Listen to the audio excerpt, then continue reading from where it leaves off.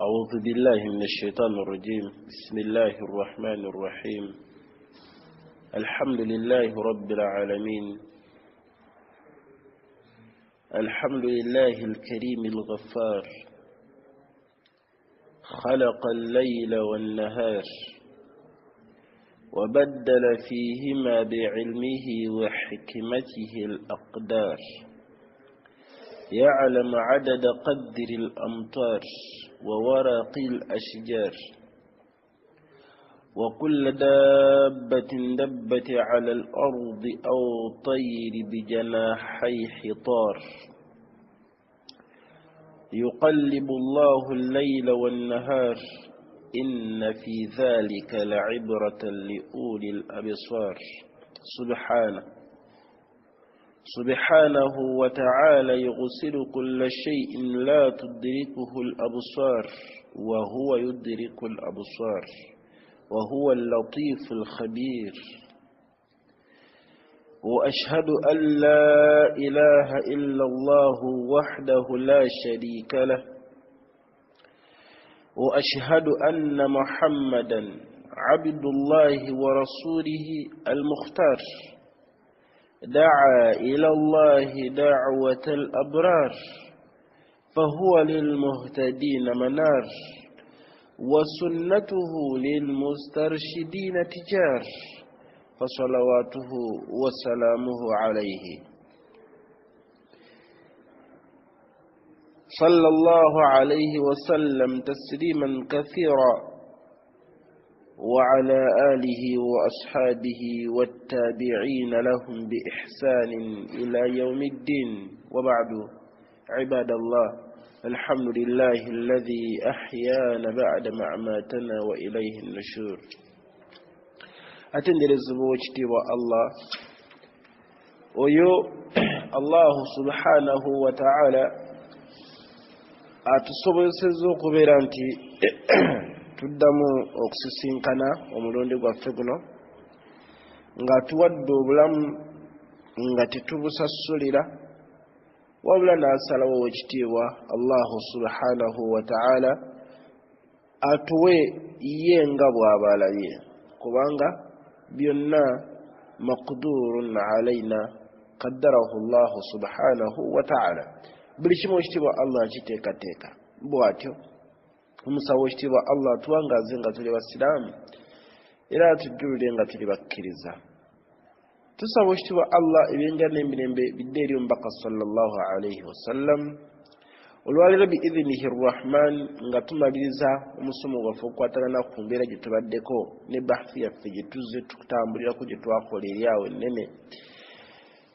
Tumaliriza n'ebigambo ebigamba nti kamaali khuluqi nabiyyi sallallahu alayhi wasallam, obujjuvu bw'empisa z'omubaka sallallahu alayhi wasallam, era nga min ahsani lkhalqi akhlaqan, kyekitonde ekisinga mu bitonde empisa. Sallallahu alayhi wasallam owekitiibwa Allahu subhanahu wa ta'ala bwe yali amwogerako mu Qur'ani ekitiibwa mu ayati ennyingi eziraga empisa ennyingi n'obujjuvu bw'empisa okuba nti yazisinga, Allah yagamba wa innaka la'ala khuluqin azim. Yamugamba Muhammadi, muggwe era nga ggwe osinga empisa ez'ebbeeyi. Allahumma salli wa sallim wa barik alayhi.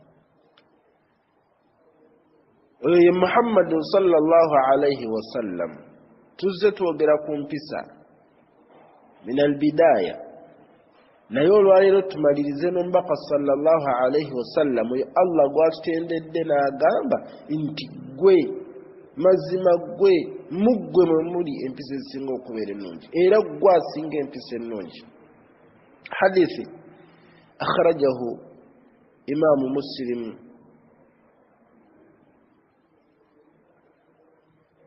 حديث أن هشام بن حكيم سأل أم المؤمنين عائشة رضي الله تعالى عنها عن خلق رسول الله صلى الله عليه وسلم. mukadde waffe ayitibwa Hishamu mutabani wa Hakim yabuuza maama omulungi Aisha radhiyallahu ta'ala anha namugamba nti nsaba ombulire ku mpisa z'omubaka sallallahu alayhi wasallam faqalat nagamba kana khulquhu alquran yagamba empisa z'ombuuzaako eza Muhammad sallallahu alayhi wasallam empisa ze obutuufu ye Qur'an wa fi riwaya mu hadithi endala yagamba nga boogera ku mbaka sallallahu alayhi wasallam nti bwe yali nga atambula walaba nga Qur'ani etambula ku nsi ab'ebitiibwa omubaka sallallahu alayhi wasallam gwe twogerako akmalu nnasi khulqan fi jami'i mahasini al-akhlaq ye yali asinga obujjuvu era nga yasinga obujjuvu abantu bonna mu mpisa ne mu nneeyisa zonna zituzze tulaba oziko zonna omubaka sallallahu alayhi wasallam yali azisingamu obulungi mu bikolwa omubaka sallallahu alayhi wasallam tiyali yali amusinga kubanga akola ebikolwa ebirungi na buli kimu ekizze kigwawo mu birungi ne mu bibi ku mulembe gw'omubaka sallallahu alayhi wasallam teri yali amusinga kubikwasaganya bulungi nakweyisa bulungi mu byo kiki kye tujjamu ekyo kitulaga nti nno owekitiibwa sallallahu alayhi wasallam yali yeeyisa mu nneeyisa esinga okubeera nga nnungi owekitiibwa sallallahu alayhi wasallam mu mpisa ze ennungi yazannyanga n'abaana abato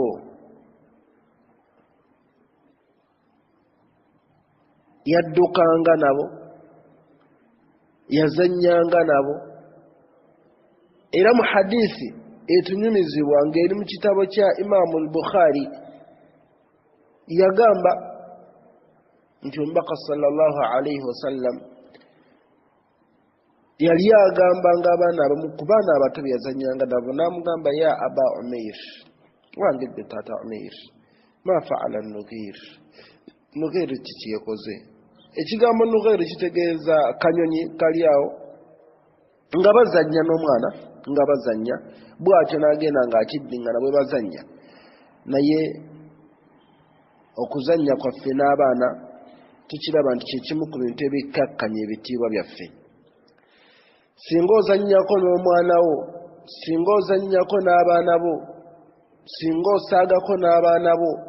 olaba nti oli wa wansi nnyo era gwasembayo okubeera nti abaana bakunyoomodde subhanallah ayi islaama haadha obwo busiraamu ki obusinga obw'omubaka sallallahu alayhi wasallam owekitiibwa sallallahu alayhi wasallam mu mbeera ze ne mu nneeyisa ze ennungi ne ku kisa kyo omubaka sallallahu alayhi wasallama kye yayina mu mpisa ennungi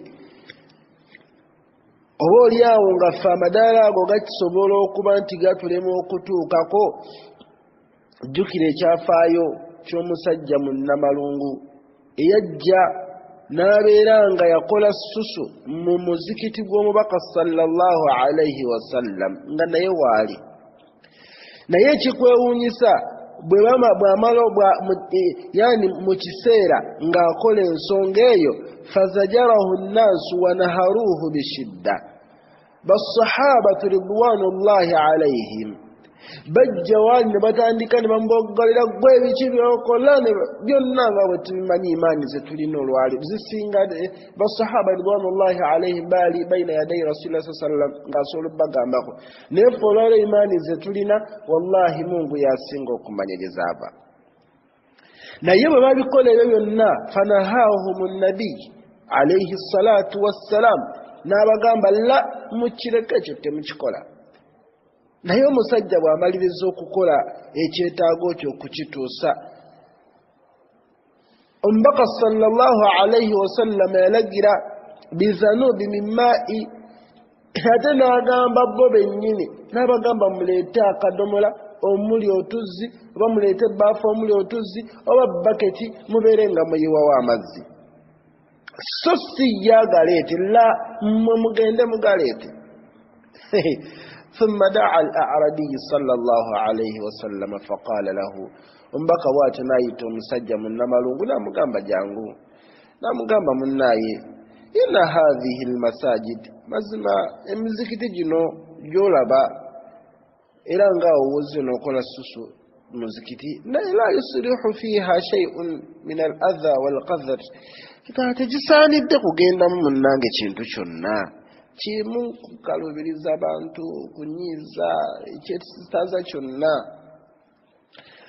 era muzikiti guno munnange muganda wange innama hiya lissalati wa qira'ati alquran namugamba munaye basaalira mu busaalizi basomera mu qur'ani badde sawa tuddamu kikola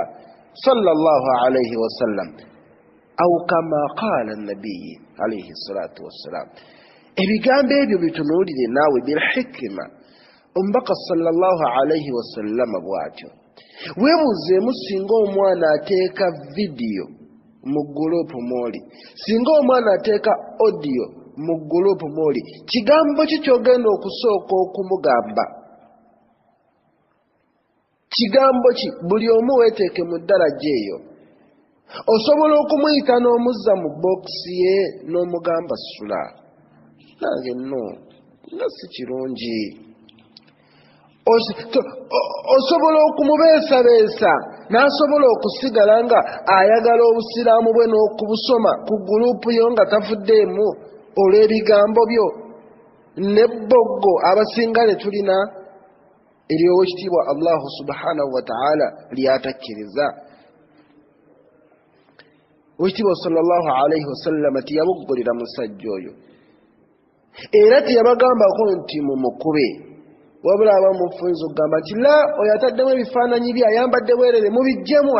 mugirewo nti bwe kityo bwe kiteekeddwa okubeera ikhwatu al-a'izza nata'allam min annabi sallallahu alayhi wasallama ekigambo sunna z'omubaka sallallahu alayhi wasallama kireme okukikhassa nekyo kiteeka ku bintu bibale oli bw'aba takoze kino oyo si wa sunna oli bw'aba takoze kino oyo tali mu sunna la sunna z'omubaka sallallahu alayhi wasallam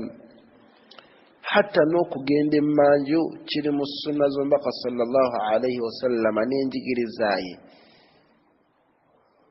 kati eno embeera yokka ekumala okulaba nti gwe omubaka sallallahu alayhi wasallama tonnamugoberera bwe mba nga mwagala allah abeere ng'abaagala ffenna yagamba omubaka sallama allah bw'agamba mu qur'ani fattabi'uni yuhibbukumullah mungoberere ow'ekitiibwa allah ajja kubaagala hadisi eddako mu maaso tujja kulaba ebigambo ebyo lwaki tulina okweyisa mu nneeyisa ey'omubaka sallallahu alayhi wasallam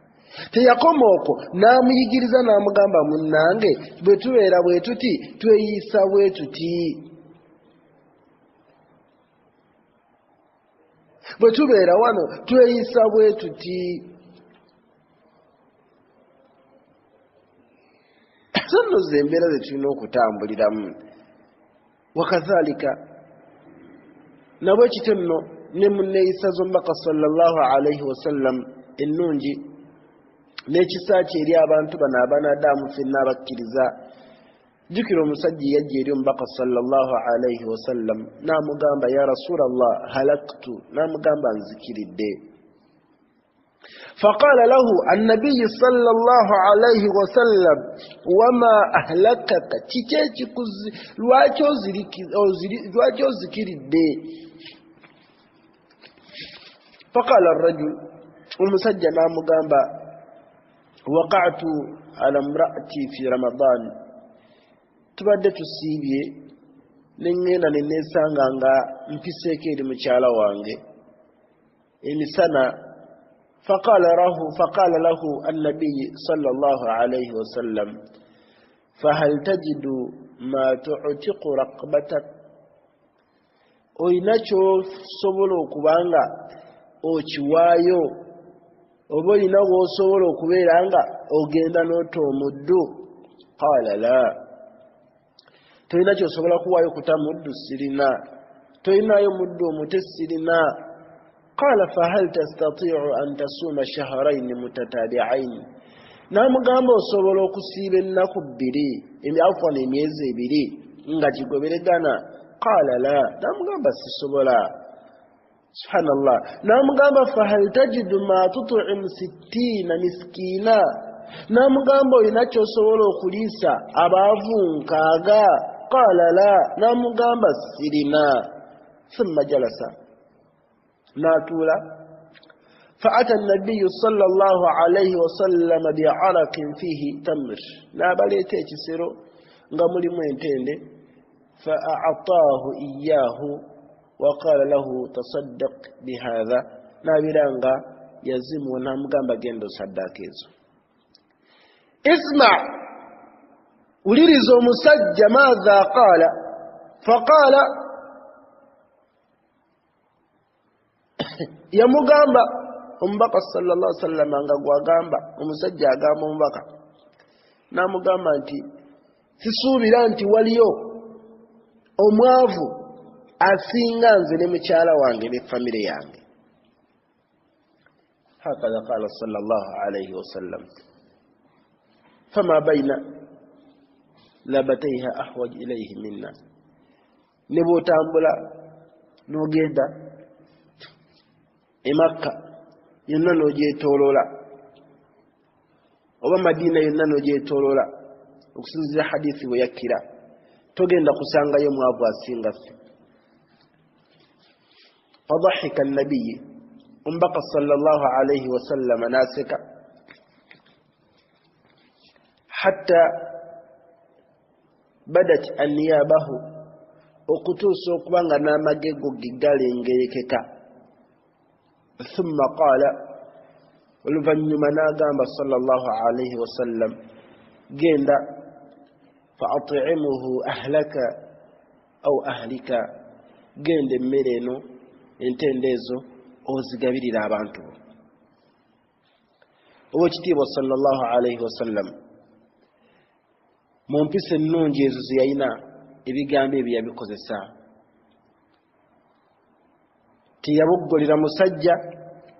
lwaki oyenze mu Ramadan lwaki wegase ne mukyalo mu Ramadan la teyamuvuma wabula yajja n'abeera ng'amutaga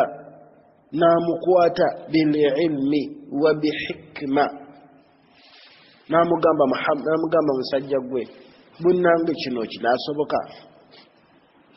teyamugamba nti gwe okimanyi nti nno gwasinga obwononefu ومع ذلك nga mu Ramadan mu makkati emisana n'atamugamba nti gwasinga obwononefu n'atamulangira n'atamwogerera bw'atyo nno wekitiibwa Allahu subhanahu wa ta'ala kyava agamba nti fabima rahmatin min Allahi linta lahum ولو كنت فظا غليظ القلب لانفضوا من حولك فاعف عنهم kitwagalamu oba kubeera wabboggerya abantu abo oba kubeera wabboggo ng'olina omutima ogukaluba wallahi abantu bandikudduse naye beera ng'osonyiwa abantu abo Allah kiyakola okutwagazisa okubeera nga tugoberera sunna okubeera nga tugoberera ekyo kyeyatutumamu kyeki Qur'an ekitiibwa n'amateeka ge n'obusiraamu kyava agamba laqad ja'akum rasulun min anfusikum Allah yabatumira omubaka okuva mu mmwe yensonga lwaki ojja kwesanga mu gurupu zo tetuyinaamu bazungu batusomesa tetuyinaamu bawarabu batusomesa lwaki Allah yalondayo gwe munnayuganda osomesa abantu bano osobola okubeera ng'otaba obategeera owangaala nabo obategeeza ekintu gwe awangaalagana naffe gwe tusomesa otegeera ekintu naye ng'okijja ku ffe b'osobola okutegeeramu. ma anittum harisun alaykum bilmuminina raufur rahim. oyo ye mbaka sallallahu alayhi wasallam allah gwayogerako. ab'ebitiibwa twekubemu ebifaananyi nga bwe tuwuliriza omusomo guno, weerabe wawoogwa mu nneeyisaayo n'abantu n'abaana bo ne mukyala wo olaba oba oli ku sunna y'omubaka sallallahu alayhi wasallam. nga tunaba kugenda wala mu sunna zino zogenda okulaga abantu ab'ebitiibwa, wallahi okusindillahi mubeere nga musaba nnyo Allah abeere nga akendeeza nnyo ebyo ebintu bye twekusikamu okusinga ebyolekerwamu. fafi karamihi, mu bugabi bwe wekitiibwa sallallahu alayhi wasallam, mu bugabi bwe okugaba, kaana akramu nnaas, teri yali amusinga kugaba. wallahi sallallahu alayhi wasallam yu'ta ataan la yu'tihi ahadun min albashari, yagabanga olugaba nga teruyina mu bantu asobola kulugaba abasigadde. omusajja yajja eri omubaka sallallahu alayhi wasallam n'amusaba, fa a'ataahu ghanaman bayna jabalaini, n'amuwa embuzi nga wosobola okugamba omuntu nti genda ojjeko zoyagala kwezi eziri awo ogende. faraja'a ila qaumihi faqala ya qaum, naddayo n'abagamba bantu bange mbabuulire, aslimu fa inna muhammadan, musiramuke kubanga omusajja oyo gwenjogerako Muhammadi yu'ti ataan la yakhsha alfaqa, agaba olugaba olw'omuntu yenna atatya kubeera ng'abeera omwavu. hadithi ya Jabir ibn Abdillah radiyallahu ta'ala anhuma qala, yagamba ma su'ila rasulillahi sallallahu alayhi wasallam qatt faqala la sallallahu alayhi wasallam. omubaka w'ekitiibwa Allah talina lunaku lwe yali asabiddwako n'abamugamba nti mpa n'agamba sirina, era n'agamba sijja. hatta mu hadithi emu, hadithi akhrajahu al-imam al-Bukhari, omubaka sallallahu alayhi wasallam mu buwanvu bwa hadithi, oluvannyuma lw'okuva mu lutalo lw'e Hunayn n'emigabo gye baalina n'abeera ng'agigaba n'abo abajja bamusaba, yabagamba nti nno mba kubanga nnina ekisinga ekyo nandikibawadde ne mukitwala. mbaka sallallahu alayhi wasallam yagabanga ekyafaayo kimu ku bugali, nga kibi nnyo okubeera ng'omuntu obeera omukodo mu bufunze obw'ekitalo. yawma min al ayami, olunaku mu nnaku, omusajja yakola embaga, rajulun aghna min al aghniya, yali musajja mugagga mu bannaggagga. bw'amala okukola embaga, yawmu zafaf, kyetuyita mu lulimi oluganda mukiyita oba mu luzungu mukiyita honeymoon day, olunaku olwo lwa honeymoon. bali mu nnyumba bavudde ku mbaga bayingidde mu nnyumba, bamaze okweteekateeka ne mukyala we bagenda kubeera nga buli omu atunula mu munnaamu, bulabemu mu kaseera ak'ebbanga eddene buli omu lyazze yeesunga munne. fasami arrajul, n'awulira omusajja ng'omu ku bantu yastaknisu ala babihi, ng'akonkona ku mulyango gw'ennyumba ye. n'agamba omukyala, n'amugamba genda olabe ani oyo. omukyala bw'afuluma n'asisinkana omusajja miskiinan yatlubu shay'an min al-akli, asabayo kantu katono nnyo kakulyako. yawma zafaafi, olunaku lwa honeymoon, oli ali ku mulyango gwammwe akonkona. maaza qaala, najja n'amugamba nti nsisinkanye kuliko omusajja yesaba ekyakulya. Omukyala kiki yakola? Omusajja afwana omusajja kiki yakola? Fakharaja fadarabahu, n'afuluma n'amukuba, misikini abayingiridde n'amukuba n'amwasa omutwe n'amuyiwa omusaayi. Omusajja n'agenda. Falam yahsula ala shay, talina keyafuna. Fadhahaba, n'agenda. Baada 15 sinin,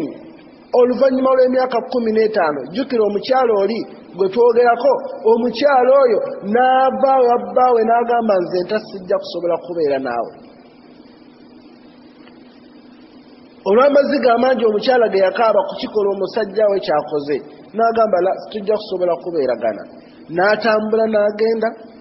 Bw'amala okugenda atuuka emyaka 15 giyiseewo. Farazakahu Allahu bizawjan akhar, owekitiibwa Allah n'abeera nga yamugabirira omusajja omulala. Aghna min al aghniya, omugagga mu bagagga asinga. Bw'amala okubeera nga amumuwadde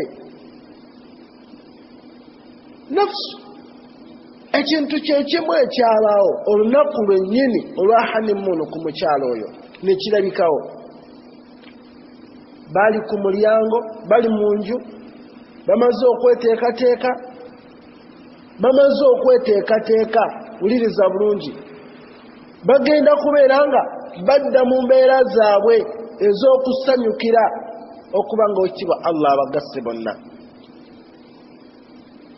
Omusajja fasamia, n'awulira omuntu ng'akonkona, n'amugamba genda olabe ani oyo. N'afuluma ebweru, n'asisinkana nga waliwo omusajja asabiriza kyakulya. N'amugamba nti waliwo ayina kyasaba, ayagala kukaakulya. N'amugamba nti muwe byonna bye tubadde tugenda okulya, genda omuwe bambi alye. Omusajja ono yafuluma. Bw'afuluma yalaba omusajja oli n'omukyala yamulaba. Omukyala fabakat bukaan kathira, omukyala n'akaaba olukaaba olusinga okuba nga lw'amaanyi. Omusajja n'amubuuza maayi bukiki, n'amugamba kiki ekikukaabya? N'amugamba nti omusajja oyo omulabye ali ku mulyango nti ye. N'amugamba omusajja oyo yali bba wange ku lunaku olw'embaga yaffe, nga bwe tubadde wano wajja omusajja n'akonkona, naye mu kifo ky'okumuwa yamukuba bukubi. Omusajja n'abeera nga yayiika omusaayi, bambi n'agenda mu bulumi obw'ekitalo. Fabaka rajul, omusajja n'akaaba olukaaba olusinga n'olw'omukyala. N'amubuuza nti maayo bukika ki ekikaabya? N'amugamba nti nno ataddiri rajulu, omanyi omusajja eyakubwa ku mulyango ogwo? N'amugamba la. N'amugamba ha ana. N'amugamba oyo nze gwe baakuba. Bw'atyo owekitiibwa Allah, buli bw'obeera omukodo Allah akyusa, buli bw'obeera omukodo Allah akyusa. Ensimbi eno n'ebyobugagga bintu bisikirwa busikirwa ne bikyusibwa ne bijjwa ne biteekebwa wali. Omubaka sallallahu alaihi wasallam kaana akram, yali agaba ng'asinga abagayi bonna. Fa aina nahnu, bameka abatusaba ne twekkiriranya ng'osobola okumuwa? Hata omubaka sallallahu alaihi wasallama yabeera ng'agaba n'awaayo mu byalina ne kituuka n'ekiseera nga mu nnyumba ye. فيعطى العطاء ويمضي عليه الشهر أو الشهران لا يوقد في بيته نار. nga munjuye omubaka sallallahu alaihi wasallam temuvaamu yadde ensonga y'akaliro koolaba akakka kafuluma, naye nga yagaba byalina sallallahu alaihi wasallam. Okubanga w'amaanyi omubaka sallallahu alaihi wasallam yali musajja w'amaanyi sallallahu alaihi wasallam. Mu bigambo bino qala al-Abbas ibn Abd al-Muttalib radiyallahu ta'ala anhu yagamba, lamma iltaqa al-muslimuna wal-kuffara yani fi Hunain bebali mu lutalo lwa Hunaini abasiraamu ne bakwataganako n'abakafiri wa walla almuslimuna mudbirina abasiraamu nabeera nga badduka ففق رسول الله صلى الله عليه وسلم يركض بأعماد بلغته نحو الكفار الله صلى الله عليه وسلم ينظر كسيمبرا wale abakufaru yeteyadduka nabeerawo ng'abaddamu n'abagamba ebigambo bino wallahi ana nabiyyi la khazbuze ndi nabbi sirimba ana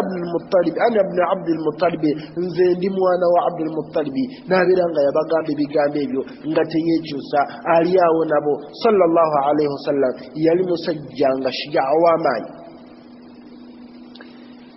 obukwata bwe mpola sallallahu alayhi wasallam faqad kana latifa yali musajja mukwata mpola rahiman yali musajja wa kisanyo tiyali musajja mwonoonyi yadde ateekawo ebintu ebyonoona tiyali musajja ayonoona mu butale musajja akola ki wabula omubaka sallama wala yajizi sayyi'ata bisayyi'a tebamukolanga kibi naye nazzaayo kibi ono yankoze bw'ati nange kamukole bwe nti ono yanzibye nange kamubbe ono yanfumye nange kamuvume yantemeredde ebyo omubaka sallama tiyabikolako walakin ya'fu wa yasfah mbaka sallama yasonyiwanga nabeera nga ate abuulirira Anas radiyallahu ta'ala anhu ategeeza n'agamba ti khadamtu rasulallahi sallallahu alayhi wasallam 10 sinin nabeera nga ndi muweereza oba naweereza ewombaka sallallahu alayhi wasallam hadisi eno buli alina omuntu yenna gwakozesa giwulire wulira ebigambo bino buli alina gwokozesa obono we bayita obusiraamu wakati w'okubeera omusiraamu ne wakati w'okussa obusiraamu mu nkola nga bwo obusiraamu laalla osobola okuba omusiraamu ebigambo n'amannya n'okusaala naye nga obusiraamu buno bussa mu nkola mu mpisa z'obusiraamu nga kizibu gy'oli agamba nti naweereza omubaka sallama 10 sinin emyaka 10 wallahi daira Allah ma qala li uffin qatta teyaŋŋambangako oba teyayogerako mu maaso gange nga siwendi oba siriiwo kagambo kenkanankana teyayogerako kagambo kenkanankana wala qala li shay'in ate wabanga asose uffin nagamba wala qala li shay'in kitegeeza ate kinene tekiriyo kyeyayogera tukimanyi bulungi tosobola kubeera na muntu yenna